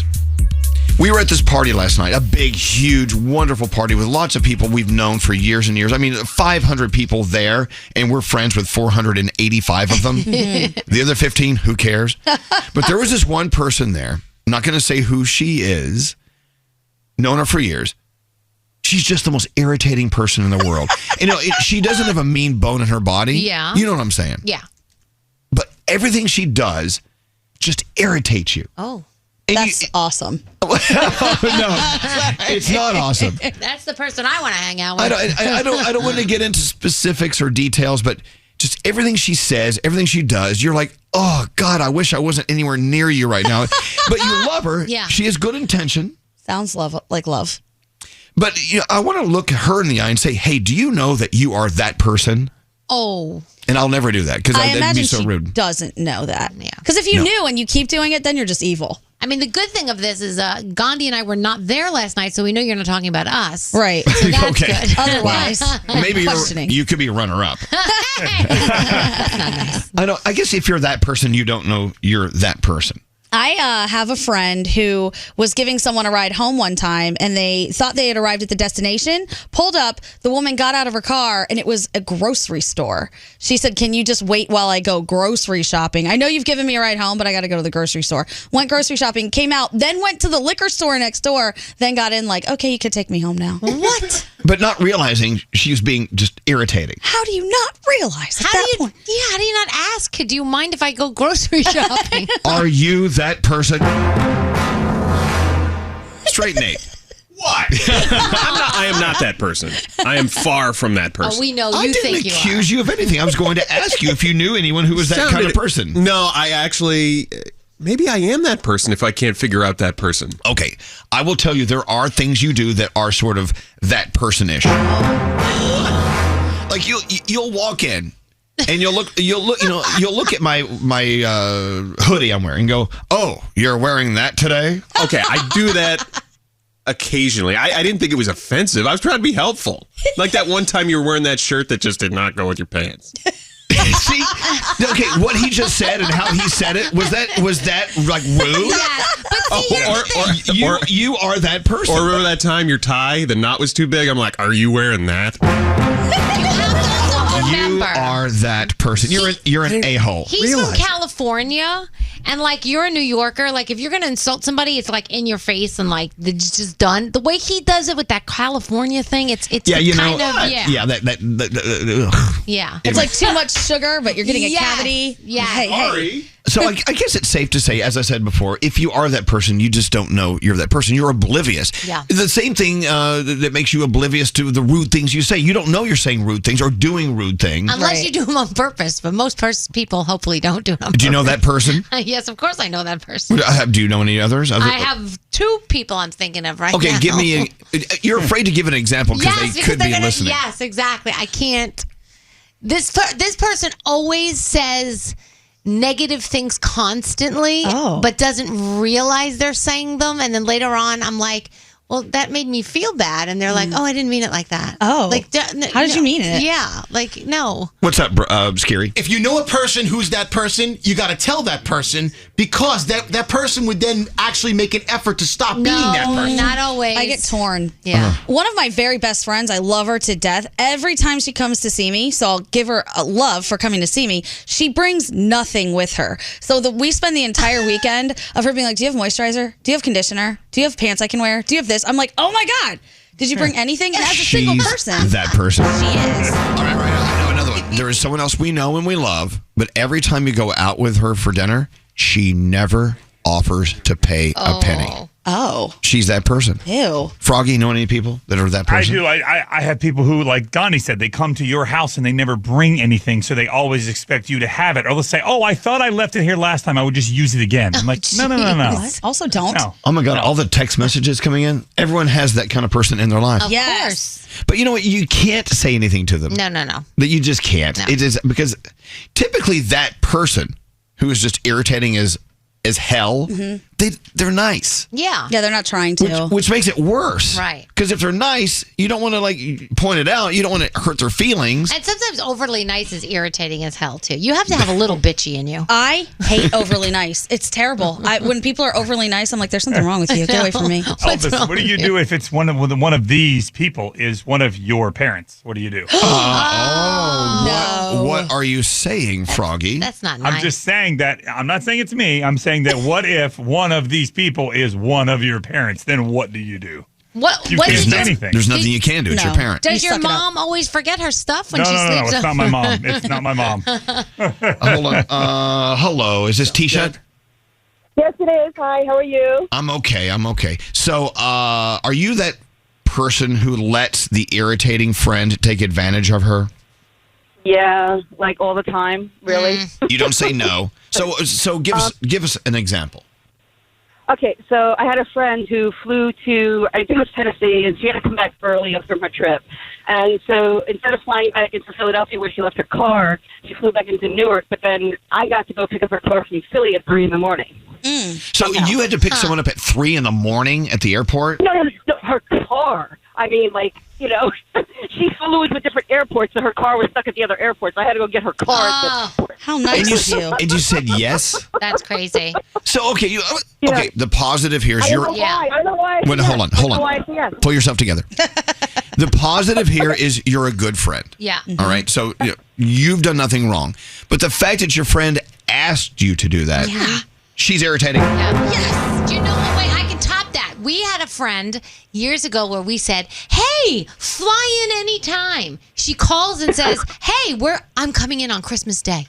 Oh, I'm no. like, "You what?" We had to leave our family on Christmas Day. Not only leave our family, but in a snowstorm. No, goodbye. Go pick her up. Wait, and then they diverted her plane to a different airport. So we needed to go and pick her up at a different airport. No. I was like, who flies in on Christmas Day? I know. Look, And you do it because you love them. Right. We picked her up. You know what? Because we love her. Yeah, I know you love because you love her, but sometimes you got to love yourself a little more. Yes. I'm like, no.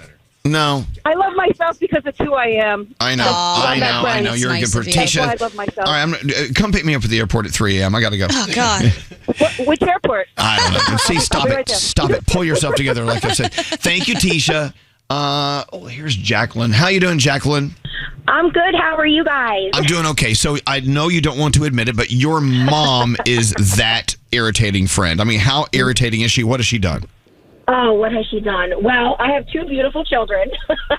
And when I was finished having kids, she specifically asked me, "So are you done having kids now?"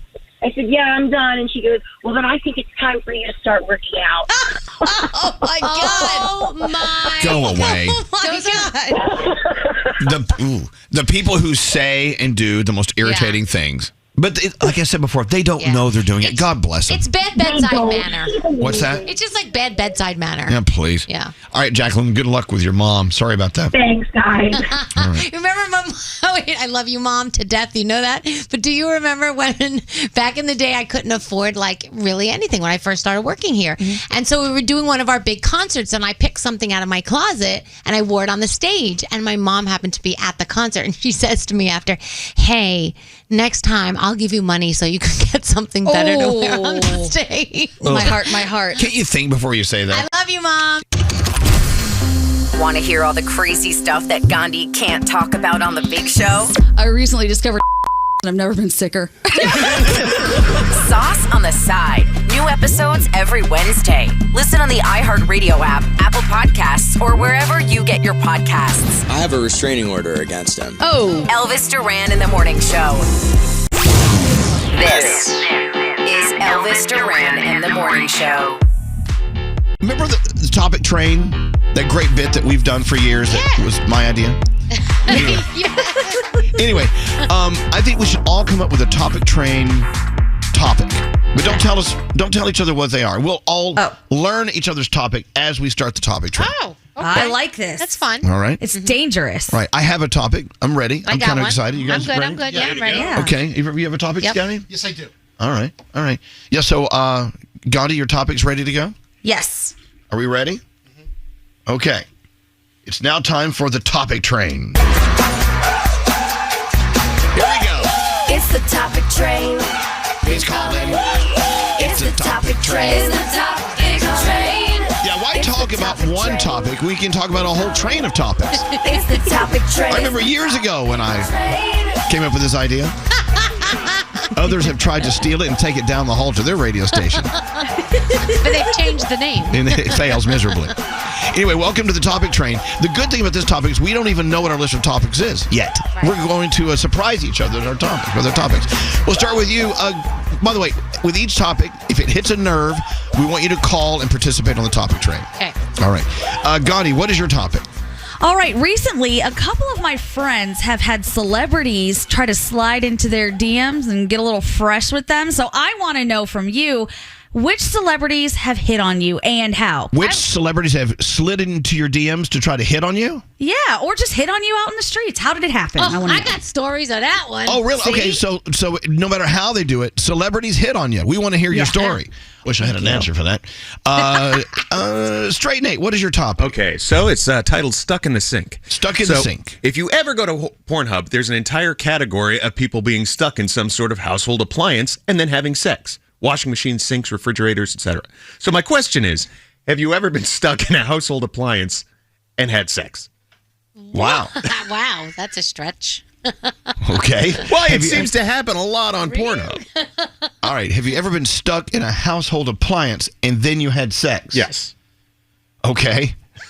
Does it count if you got your dinger stuck in the vacuum cleaner doing something weird? That's we what will I accept thought. that call. Yeah, if your body part was stuck in an appliance and you had sex with it. Yeah, that's a good one. All right, call us now. Diamond has one. Yes, Diamond, what's your topic? So, one of my friends passed out on a date with a guy, and I want to know, what is the most embarrassing thing that has happened to you on a date? Oh, no. Okay. That's good. Yeah, God. Okay. The most embarrassing thing that happened to you on a date. Scary, do you have one? I do. In recent times, I've been getting drunk with my parents when we've been hanging out, and we never did that when we were younger. So I'd like to know, tell us about the time you got drunk with your family and what was revealed. Okay. Oh, that's good. Right. The things you learn about your family because they were drunk. Yes. Oh. Danielle. So mine is called What's Your Dumbass Mommy Move? Because Okay. my sister told my nephew that the doll in my mom's living room would come alive at night. And guess who didn't sleep that night? My sister, or the kid. Okay. And that was a dumbass move. Okay. So what's your dumbass mommy move? Exactly. What's your dumbass mommy move? Or maybe what was your mom's dumbass mommy move when you were a kid? Either one, very nice. Let's open it up to all dumbass mommy there we moves. go.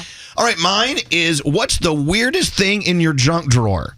Oh. I was cleaning out my junk drawer, actually looking for a pen last night. I came across some weird stuff. I came across a lot of pre-rolled joints, half smoked joints. Wow. The stuff in your junk drawer. I found a garage door opener to a garage I haven't had in 15 years. Mm-hmm. I found all sorts of stuff in there. I found an old cassette tape of me doing the 5 o'clock whistle on Z100. Oh, gee. There's usually keys to things you don't know what these keys are for. And that's not unusual, though. What unusual thing do you have in your junk drawer that you found? You're like, what? All right, let's read off the whole list. What is the list of topics? All right, so which celeb has hit on you? Maybe slid into your DMs? Have you ever been stuck in a household appliance and had sex? Most embarrassing thing that's happened to you on a date? What's your dumb ass mommy move? Mm-hmm. And what's the weirdest thing in your junk drawer? Oh, what was yours, Scary? Scary, what was yours? It was, tell us about the drunk stories that came out with your parents. Exactly. You got drunk with your parents. What did you learn? All right. Josh, hi. Hi, how are you? We're doing okay. And which of our topics are you calling in about? So I'm calling about a celebrity that hit on me. Oh, there you go. That's Gandhi's. All right, go ahead. So strolling around the Upper East Side, a very tall, visibly gay man, and I'll just leave it at that. I stumble upon Ramona from the Real Housewives of New York City. And, she looks crazy on TV, but when you see her in person, it sort of locks in the mindset. Huh. And looks me up and down and gives me a wink, and I'm thinking, honey, you are so out of your league with this one. Oh, my God. So Ramona from the Housewives of New York looked you up and down and tried to seduce you with her crazy eyes. She did. Wow. Wow. Damn. Any thoughts love there? this. I know. You know what? In New York City, all is possible. But I bet you're way too much guy for her to handle. He giggles. Or she's not enough guy for him to handle. there is that. That was the real situation. There you go. Usually in Manhattan, as you know, Josh, celebrities just stick with themselves. They don't give you a look. But when they do, they're up to something raunchy. All right, so That's right. Ramona from Real Housewives of New York. That's a good one. Josh, thank you for sharing. I appreciate it. Have a good day. You too. Here you go. All right. Hey, Kim. Hey. Which of the topics are you going to talk about today? It was Scary's. Oh, yeah.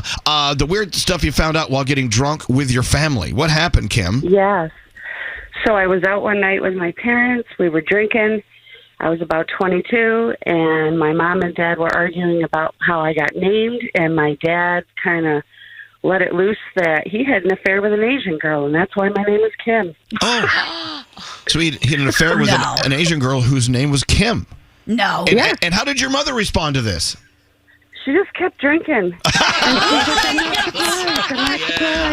Well, that is the answer to all problems.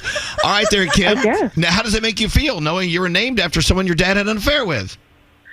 Whatever, right? You know, like, hey, everyone's got to have something. Yeah, I got Everyone's got to have something. Yeah, you do. Yeah. Thank you, Kim. Thanks for being our very have a first good call day. on the topic train. That was awesome. Well, let's keep going.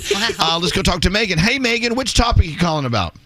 Hi, I'm calling about Gandhi's topic about celebrities sliding in DMs. Yeah, which celebrity slid into your DMs, and what was that all about? David Blaine slid into my DMs a few years ago, the magician. Yeah, absolutely. My neighbor. So I tweeted something about one of his specials, and then I just get a DM from him saying, "Hey, where are you from?" And I was freaking out, kind of weirded out, but also like shocked, like celeb shocked. Did you answer him? Did you have a conversation with David Blaine? I did. It actually lasted a few weeks. We FaceTimed once. Ooh, nice. That's so Well, cool. well. And then he magically disappeared? How did that work? Well, I kind of ghosted him because I was kind of creeped out. I thought he could read my mind, so I was getting a little creeped out. You know what? David Blaine probably can't read your mind, but he has that aura about him that makes you think, well, if anyone could read my mind, David Blaine could. Definitely. Right. Exactly. Everything I would do, I was like, does he know what I'm doing right now, even though he's 5 states away? Like, I just felt freaked out. Right. There you go. All right. Well, there you go. That's so cool. She ghosted David Blaine because, well, he was reading her mind. It can happen. When you say it out loud, it's like, whoa. All right, Megan, thank you very much. You have a good weekend. Thank you for listening to us. Let's go to... hello, Laura. Which of our topics are you calling about? What happened on a date? Yeah, the weirdest thing that happened on a date. This is the Diamonds topic. Go ahead.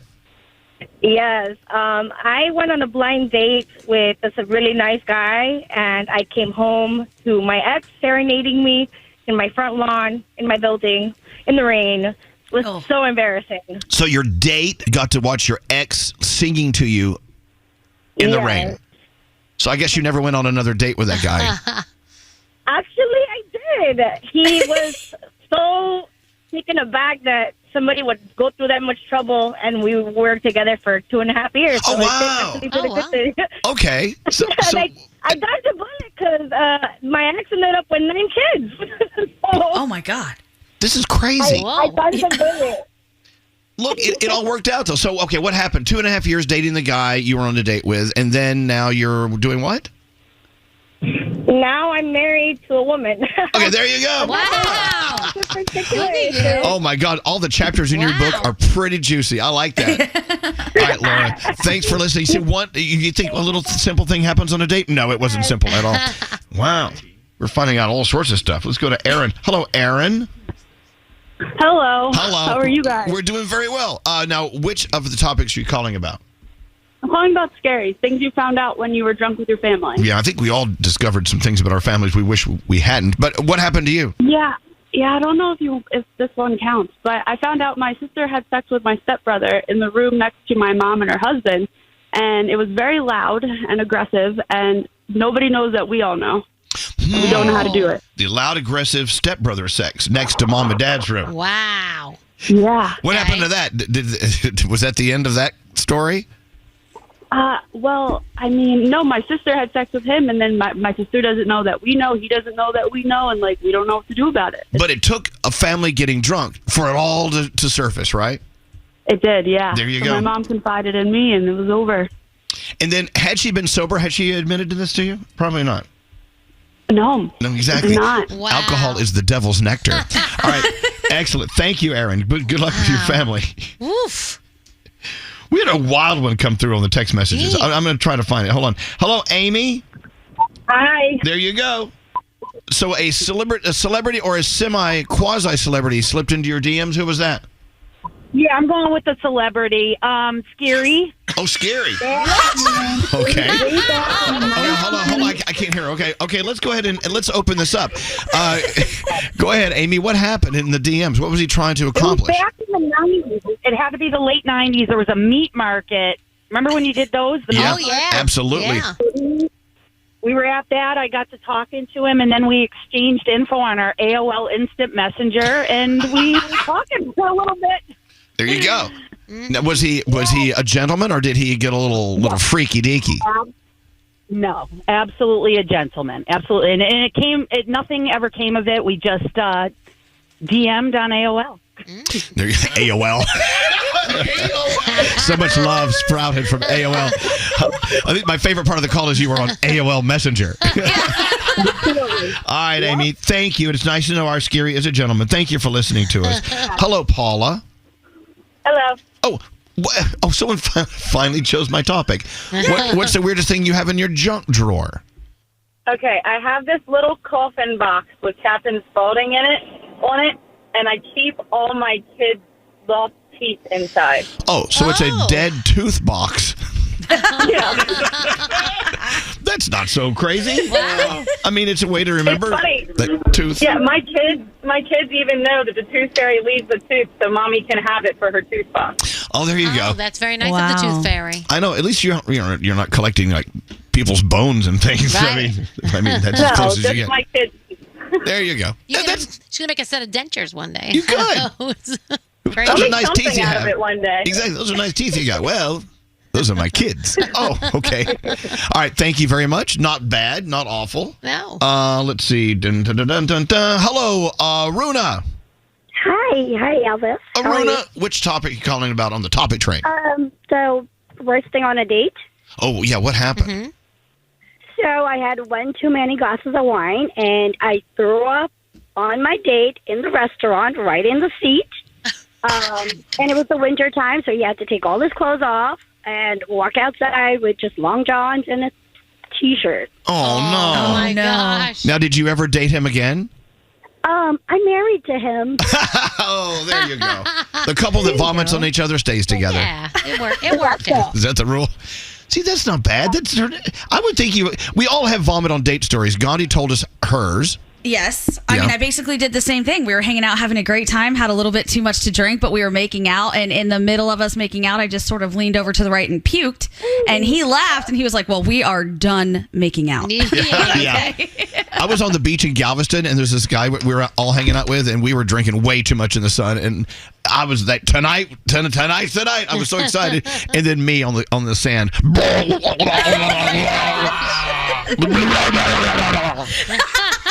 And I cleaned up and looked up, and he was gone. Oh, no. My husband liked that, so. Yeah, there's that. Aruna, thank you. Take it easy. Yo, where is the one that happened on the ship?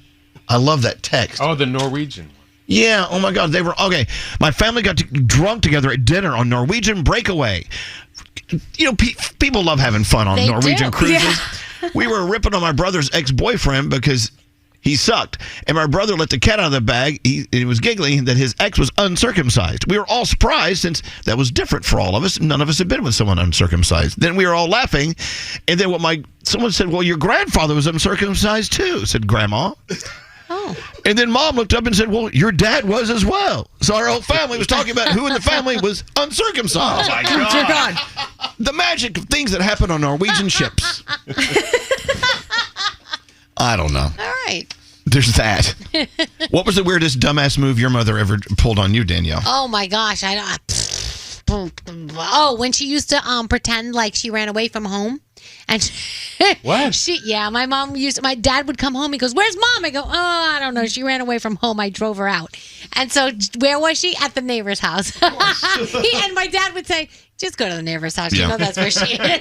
You know, moms and dads, I must assume, they lie a lot. You do with your kids, right? Oh, yeah. Like, they're going to come and I'm going to call the bad kids home. They're going to come and take you away. But my kids are not, there's no such thing. Like, that's not going to happen. Like, kids nowadays are a lot smarter than we were. We were really stupid when we were. They can just Google it and be like, the what? That doesn't exist, Mom. Right. We believed everything. And I love people admitting anything over text because we can't see them face to face. nice. I was on a date and we were eating dinner outside in one of those closed bubbles because of COVID. Oh, yeah. And I pooped myself and I had to Rambo the rest of the night.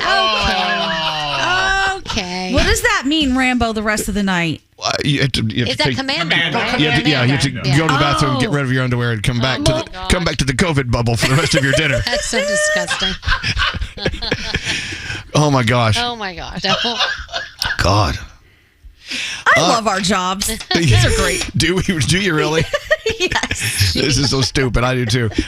If you love the morning show, it's a good idea to follow our socials. How do you know what's good for me? That's my opinion! At Elvis Duran Show. Follow them today. Elvis Duran in the morning. This is Elvis Duran and the Morning Show. If you're wondering what I'm drinking out of this little bottle, that would be called water. Oh, I was going to say it's either water or vodka. I wish. No, it's water. Do you know anyone in your life that they cannot stand water? They don't like water at all. Yeah, I know a lot of people who can't stand it. Scotty B. He hates water. Doesn't like water. Yeah. It's so strange. I mean, don't we all agree that, well, we've been taught anyway, that water is probably the most important thing one of the most important things you can ingest every day. Sure. Yeah. Right? I love water. It's my favorite thing. Can't you flavor it, Scotty, or something? Yeah, Scotty, can we do anything to make you drink more water? I like hint water. Does that count? What water? I don't hint. It's the flavored water. Oh. But I don't drink just plain water. I mean, everything has water in it. I don't have to drink regular water. I drink iced tea. There's water in it. Oh, Scotty. Okay. All right. Well, okay. I just don't like plain water. It's boring. You're not alone, though. A lot of people just are like, no thanks. But at the same time, you're living in a world where you're told daily you need so many of water every day. I would probably feel much better if I drank water every day. You should just try it. Just try it once. Okay. Maybe for like a week. Hydrate yourself the way you're supposed to be so your internal organs are not shriveled. Okay. Well, see, I don't drink enough water. I try, and I need to try harder. So I went to the dermatologist yesterday, Dr. Lederman and Darlene. Big shout out. Love them. Over on Staten Island. She was looking at my face like, yes, you probably need more water. And they can tell by looking at you, you know? Yeah. So instead, I got fillers. I'll show you. So I got fillers and Botox. Who needs water when you have Dr. Lederman? So here, an NFL nutritionist says the healthiest alternatives include decaffeinated coffee or tea, coconut water, even milk. And of course, water that's infused with infuse with cucumber or lemon slices, whatever to kind of take that. What about like a seltzer water? Well, that's water, isn't it? Yeah, right. That's Does what it have sodium in it? Sometimes I don't know. I don't know. I'll have to check. So yeah, but they're saying if you're going to do coffee or tea, and count that as your water, caffeine is a diuretic, so it actually works against you, right? The opposite. Yeah. Coconut water loaded with electrolytes, potassium, magnesium, it's all there for you. Now, milk is about 90% water, Nate. And, of course, it has your essential nutrients like calcium. Thank you. But milk is a digestive issue for so many people. But if you can stomach it like you do. Yeah, for some people. But honestly, if you work out, like I know Skeery's been working out a lot. If you had a big glass of chocolate milk after your workout, that's the best thing for you. Proteins, fats, sugars. hydration. Really? Yeah. Lots of sugars. There's tons of sugars in that. Doesn't matter. Doesn't matter. Okay. Doesn't matter. Thank you, nutritionist Nate. Doesn't matter. Look at me. I'm like an Adonis here. Absolutely. Listen to me from time to time. You're like an Adonis. In what way? Can you give us the checklist? I need to hit the gym a little bit more, but yeah, my body's pretty chiseled. All right. What's scary? I love water, but Gandhi kind of ruined it for me the other day with some water fact that apparently with all the microplastics that we may ingest with this water, we have enough for an entire credit card during the course of a lifetime. No, not from It's water, true. from everything that we're consuming. So food too. If you heat something up in plastic, you're eating microplastics. I can't even get it out of my head. I keep thinking there's a You got a credit card in you. Yeah. You have an entire credit card in you. So anyway, water, and for those people who don't like water, leave them alone. Don't shame them. There's nothing worse than someone, how dare you not like water? You know what you're not doing to your body. You're not giving it the nutrients, the moisture it needs. And Oh, yeah. Stop being Dr. Water. That's me. I'm Dr. Water. Or do you really do you spank people if they don't drink enough water? I really do. I'm like, it's the life source, man. What are you doing? You're just ignoring it. Your body is mostly water and you're depriving it? No, well, come on. Then find these other ways to get water in there. Yeah. With chocolate milk, apparently, after you work out. Chocolate milk. I eat a stick of butter after every workout. Full of protein. Oh, my God. Oh, gosh.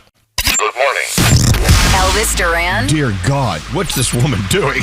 and the Morning Show. All right, show's done. Let's get out of here. Till next time, say peace out, everybody. Peace out, everybody.